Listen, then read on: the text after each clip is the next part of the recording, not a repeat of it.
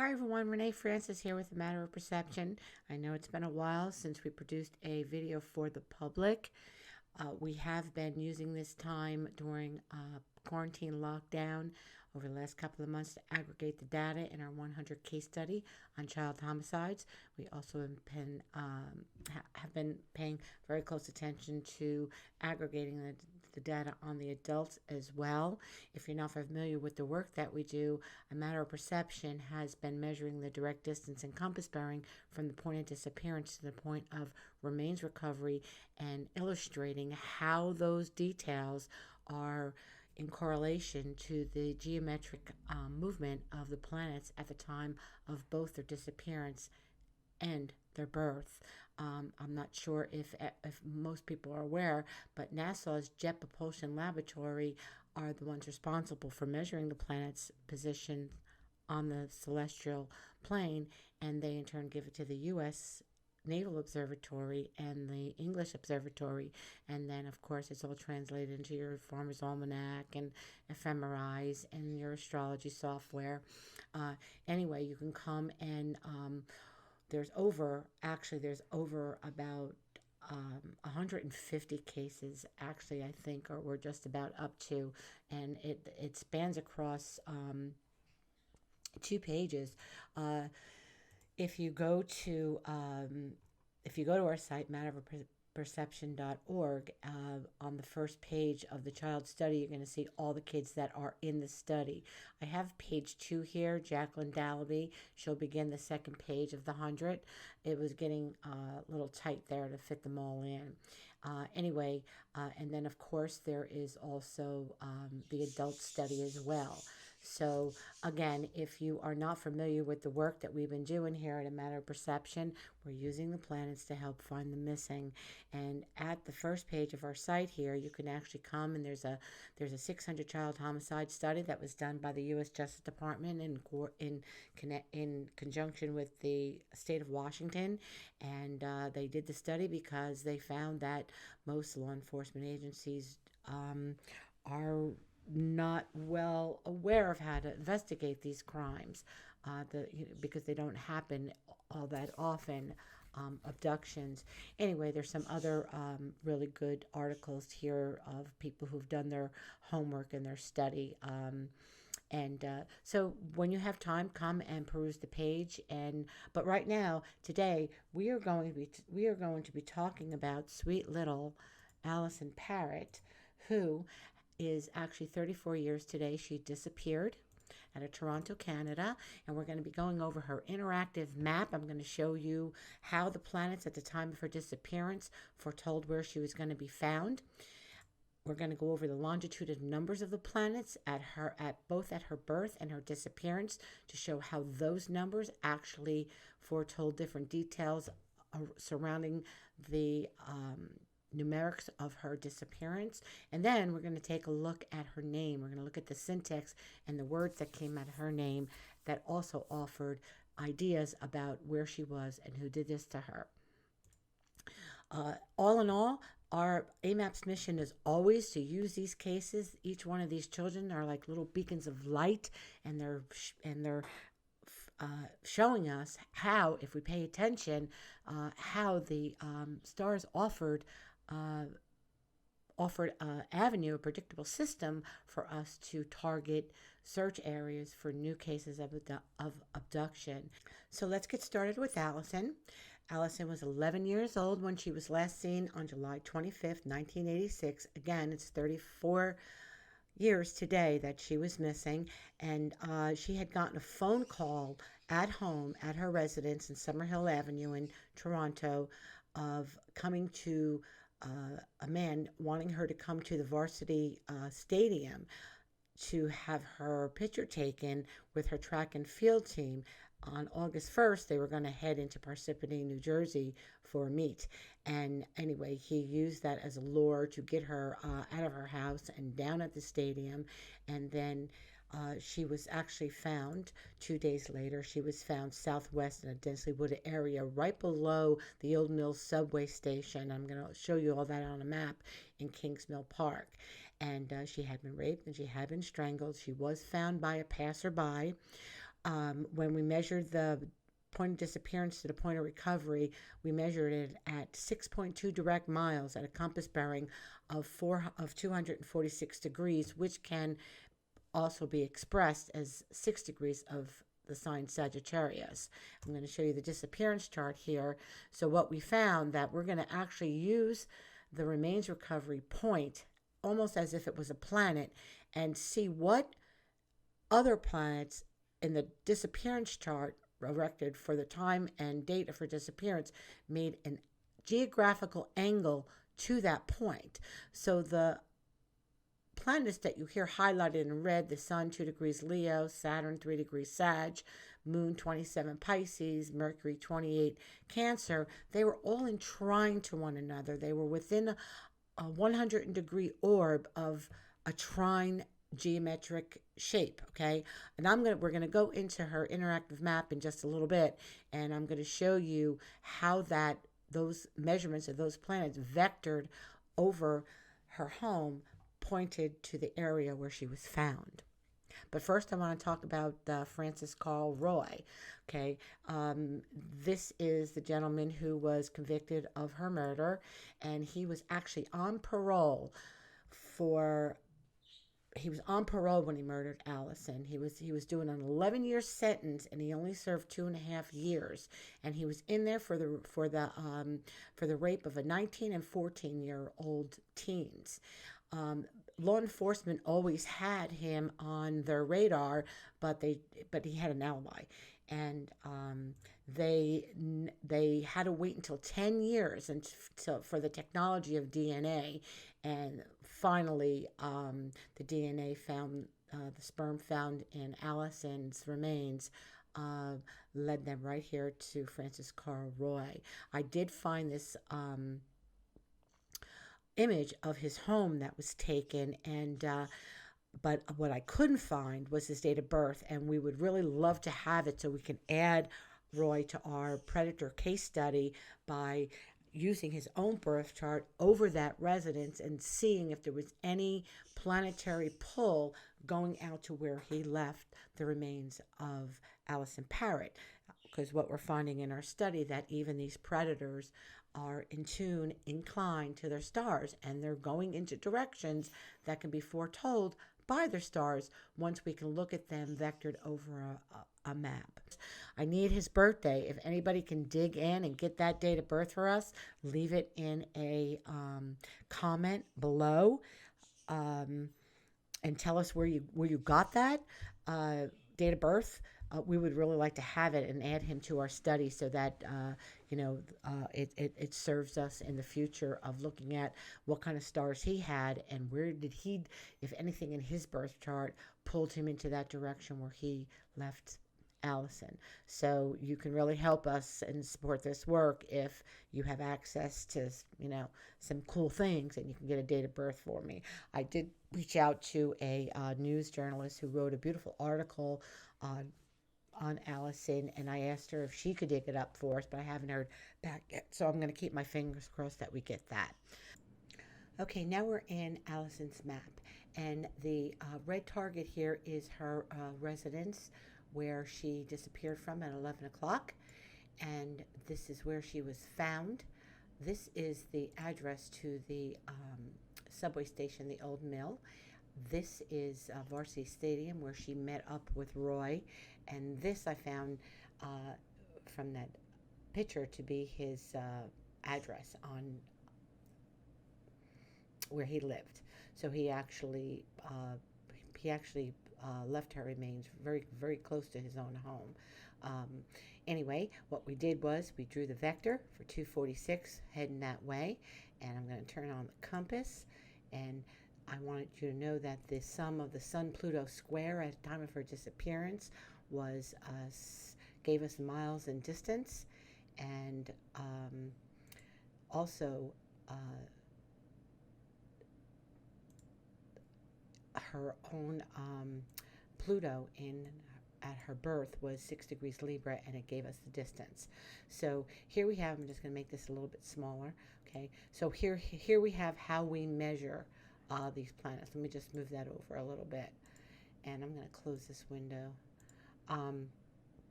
Anyway, what I wanted to show you too is that her her remains were, I had originally, why I changed it to the 5, from 245 to 246, because I originally had it underneath right over here, I think. And then after I saw pictures of where Ellie had their cars, it was determined that she was in here.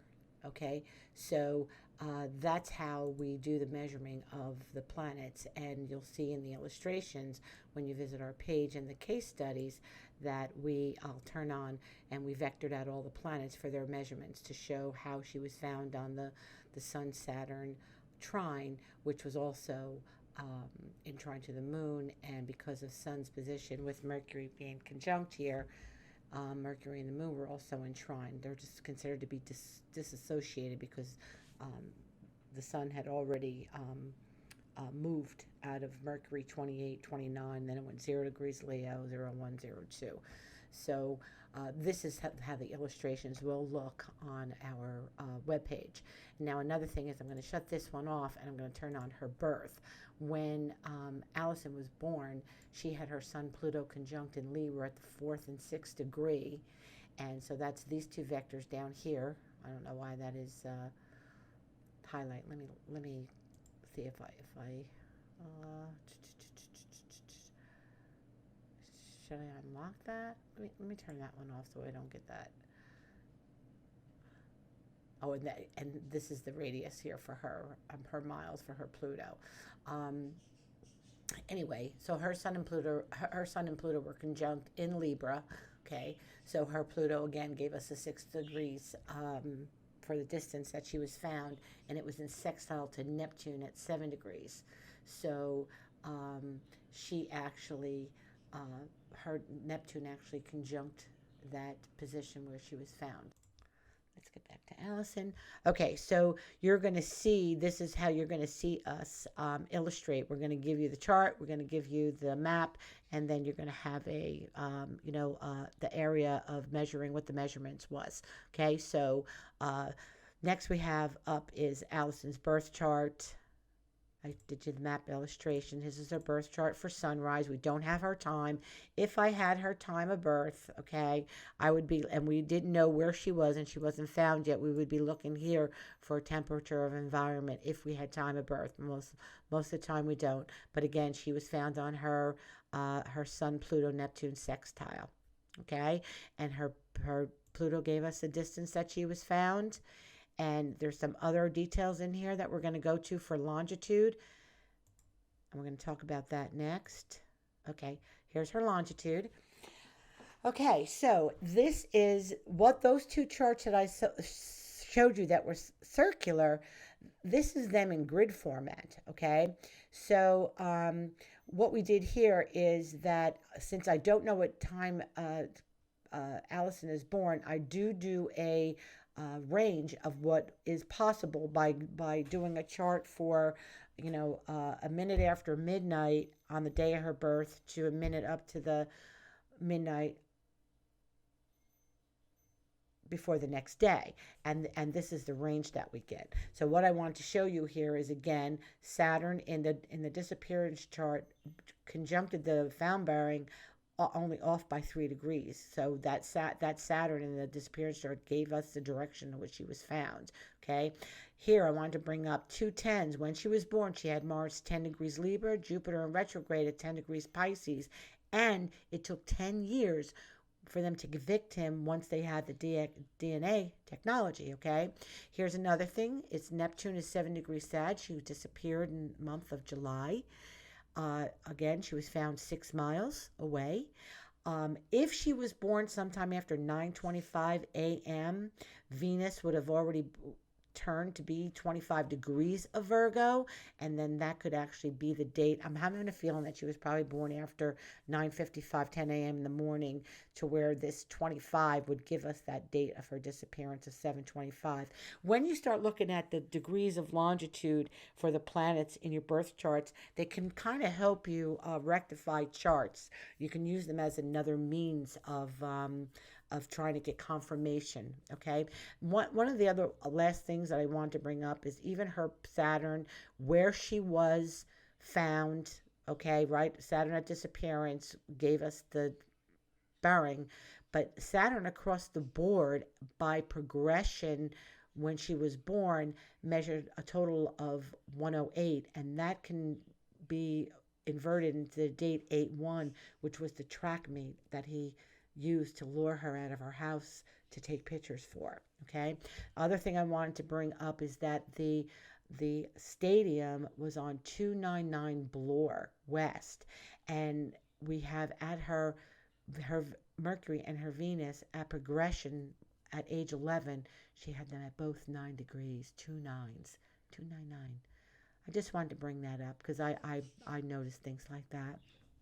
Okay, again, as I said, we use these little beacons, these tragedies that happen to these children, that their lives are not forgotten, that we're using the details of these crimes against them to help us make a predictable system that we can use for cases that happen in the future. So these little children mean a lot to me. One of the things that I learned to do way before I learned anything about the stars was playing around with the name sound. Sound is very, very powerful.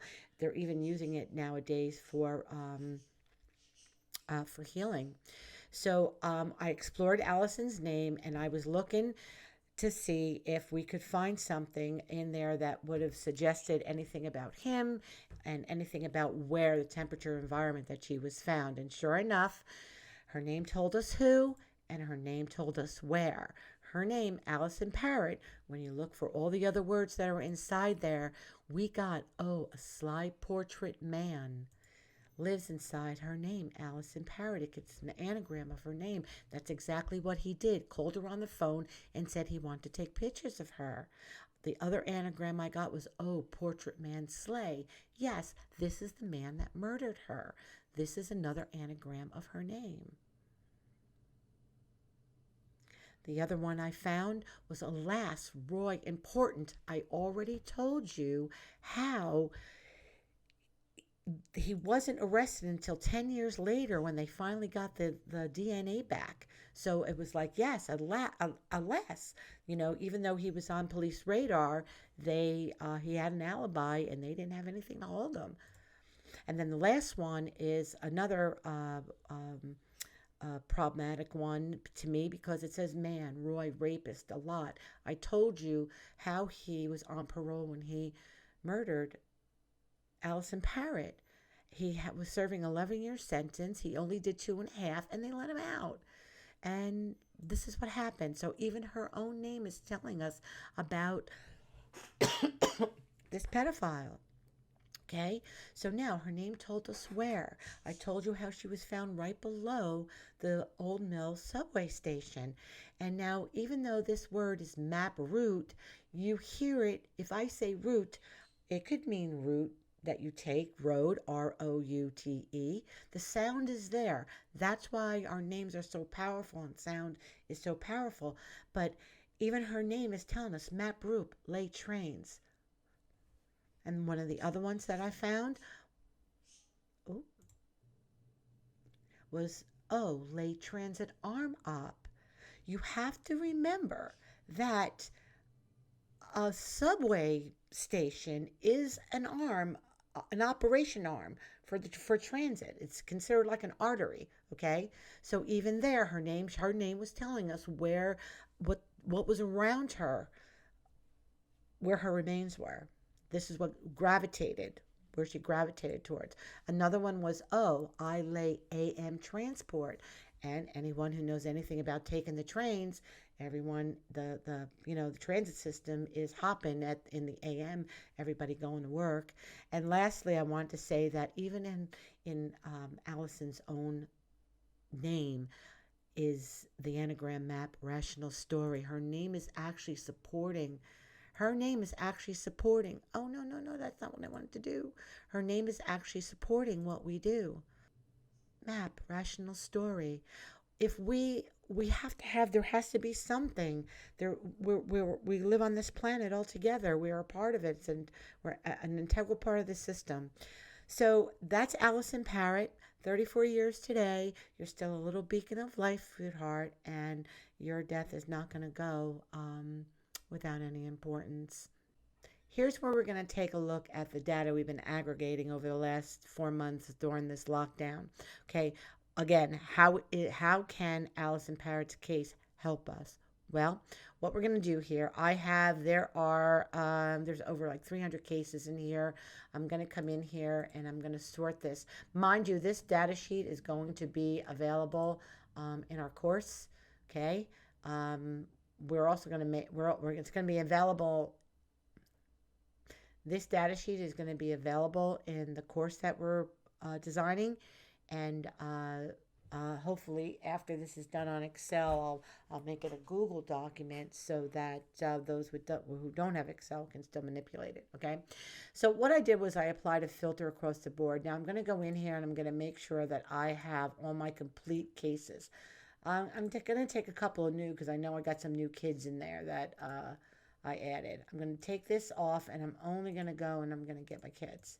Okay, I'm only going to get those. So I have the other incomplete. Okay, so this is going to shift. It's going to give us 163 records out of 348 that I have down here. Okay,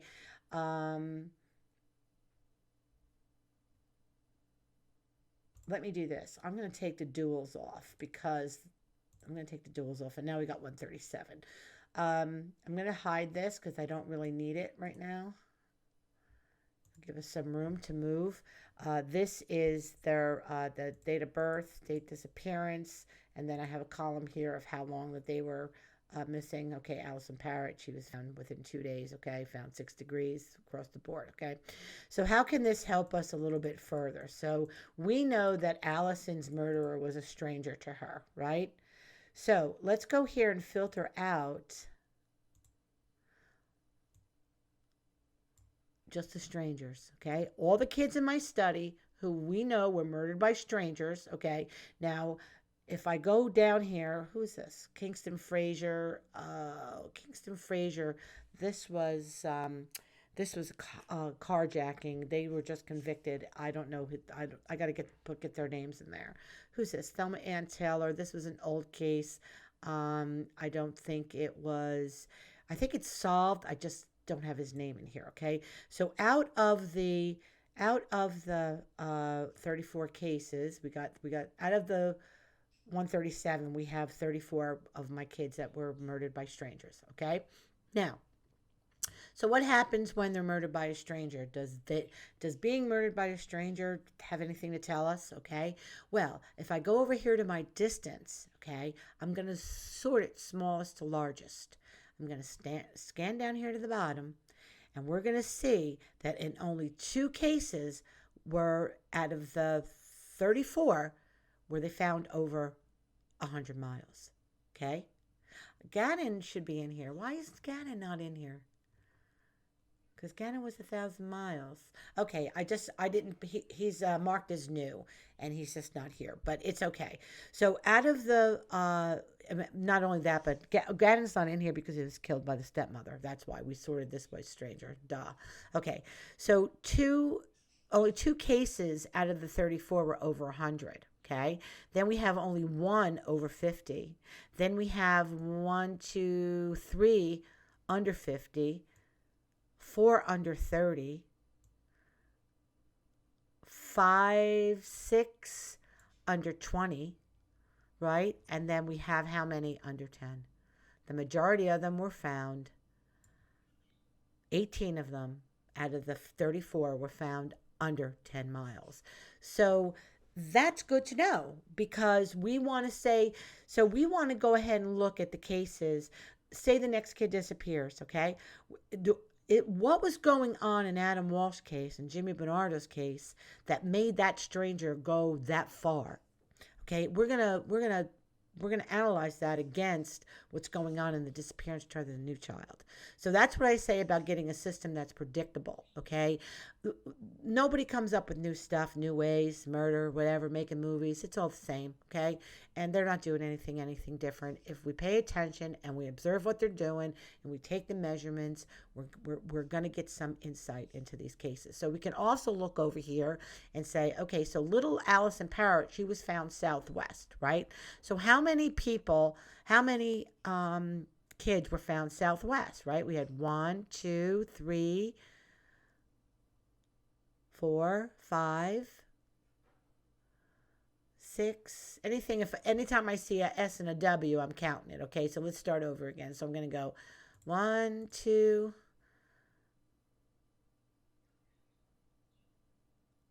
3, 4, 5, 6, 7, 8.